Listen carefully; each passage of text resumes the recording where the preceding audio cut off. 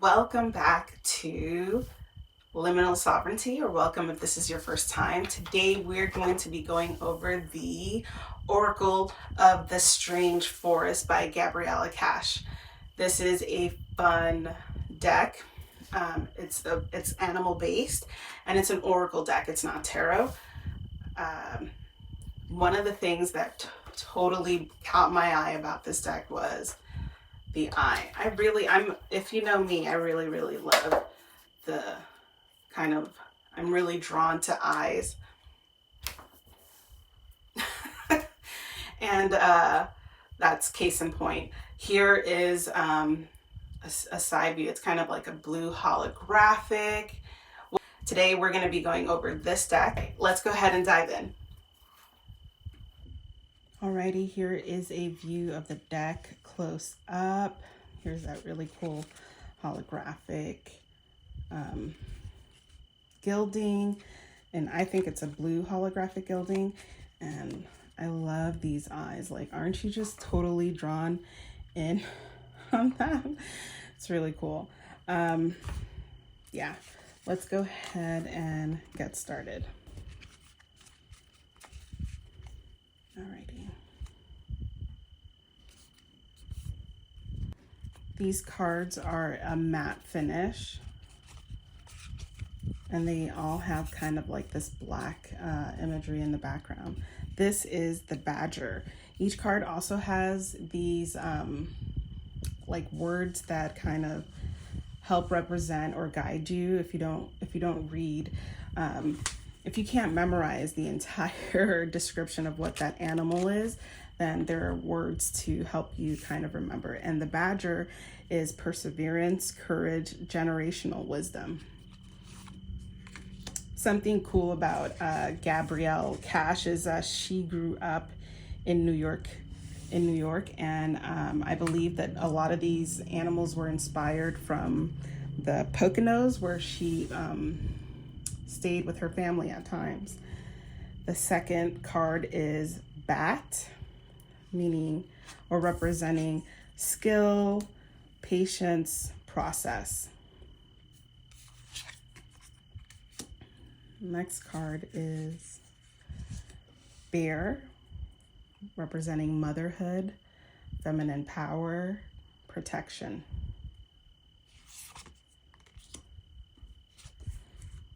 Here we have the beaver for industriousness, creation, and practical abilities.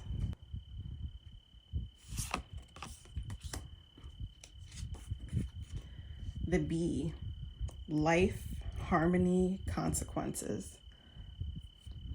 That's a pretty. Next we have the beetle, and the beetle is representative of strength, conflict, armor. Then we have the boar, power, confrontation, and matriarchy. Matriarchy, because it's they are female hierarchy within the boar community. At least that's what I believe I read in the guidebook. And here we have blue jay and cardinal for personal expression, flair, and style. These are, of course, beautiful birds. Then we have catfish, which is flow, acceptance, and survival.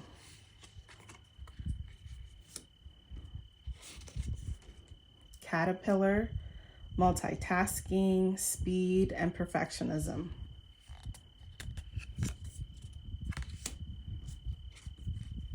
A chickadee is innovation, creativity, and DIY.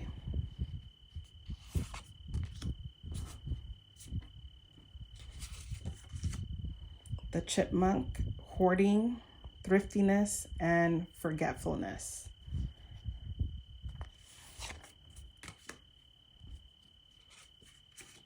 Next here we have the cougar, balance, patience, and solitude.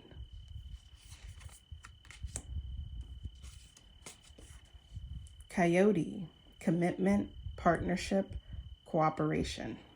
And here we have the infinity sign between two coyotes. Crickets, luck, good vibrations, and happiness.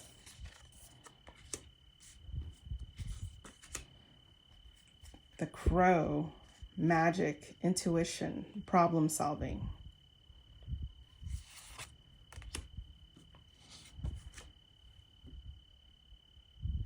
Deer, rebirth, gentleness.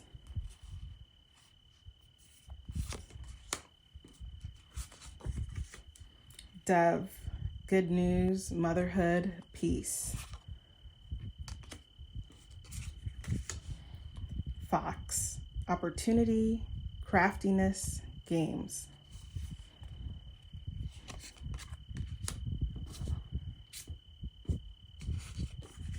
Firefly, self-resilience, exploratory ability, inner light.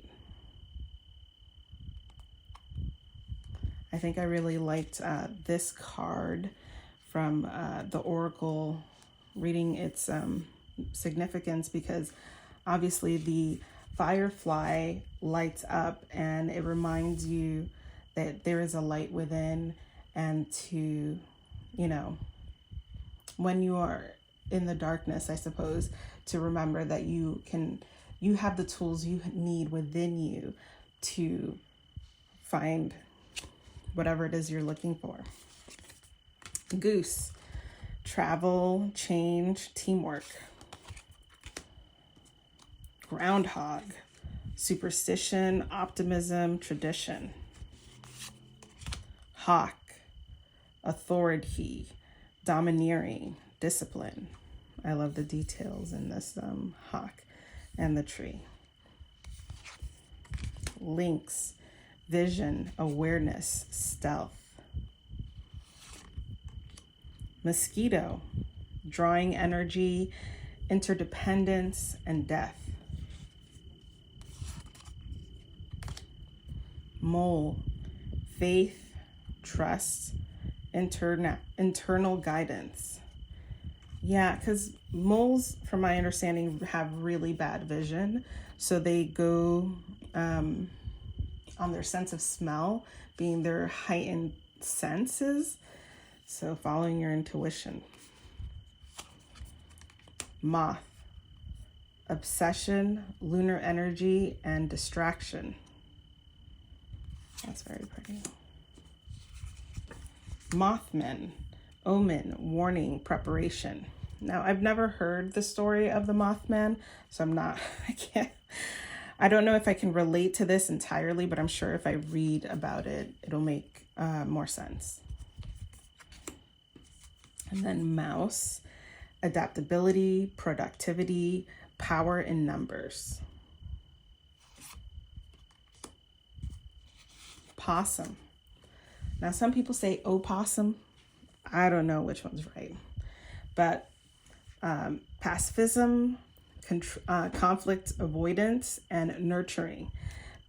Possums tend to play dead if they're caught in a situation that scares them or something like that. They just like keel over. They're not dead, but they act as though they are. Owl, wisdom, attention, editing. Porcupine, protection, security, and empowerment. Rabbit, escape, victimhood, survival. Raccoon, curiosity, questioning, disguise. I love, this is like a very quirky thing, but it's an alien, and it just kind of makes me think, like, what would animals, like, I have a good idea of what I think us humans would, how we would react if we saw an aliens, but how would animals react? Or could they sense they're coming? Rat, intelligence, abundance, innocence. This is a rainbow trout, environment, change, transformation, and homebound. River otter, joy, simplicity, and fun. Salamander, oddity, imagination, nonconformity. Look at all those eyes on that salamander. That's pretty cool. Sasquatch, tall tales, mystery, earthly connection. We've all heard stories of the Sasquatch and the Yeti, right? Skunk, privacy, independence, and rebuke.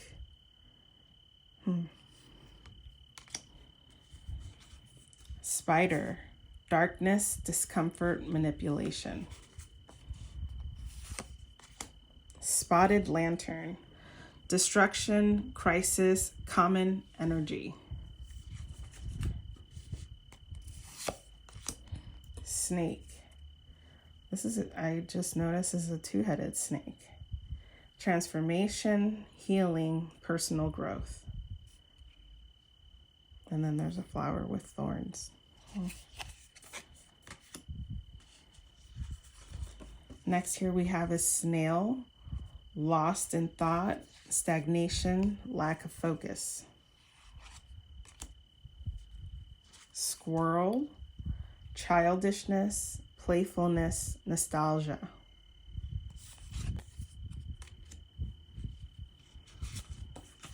Toad, toxicity, stress, negativity. Tortoise, stability, slowness, longevity.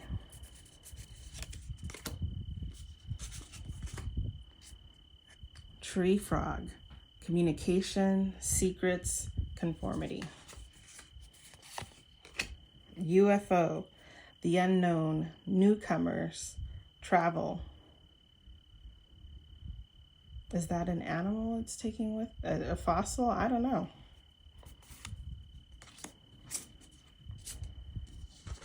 Weasel, wit, cunning, resourcefulness. Wolf, leadership, family, loyalty. And then lastly, we have the woodpecker, which represents resourcefulness, niche, beneath the surface. And that concludes the Oracle Animal Deck cards by Gabriella Niche. I do believe this is just really, really neat. I love that she used black and then colors, but these colors like pop so well. Oh, look, there's a couple of the art process. The beginning of this deck started in October 2019. The following pages are earlier versions of artwork that have since become part of this deck. Some are very similar to other final iterations, and some have drastically changed. This deck has been painted with POCA paint markers and ganache. All right, so it's with those markers that like really pop behind black. And here we have the beetle and the rat, or the mouse, I mean. Look at that moth. Ah, look at that. The snake, where it only has one head, and the other one, the final product, has two.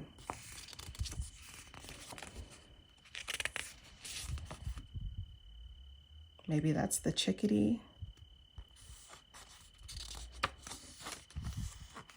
The possum, the bear. Alrighty.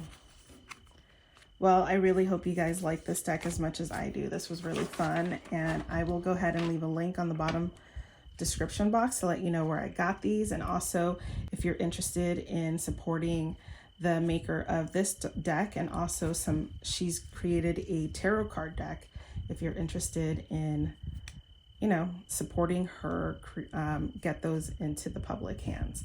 Thank you so much for watching my channel, and I hope to see you soon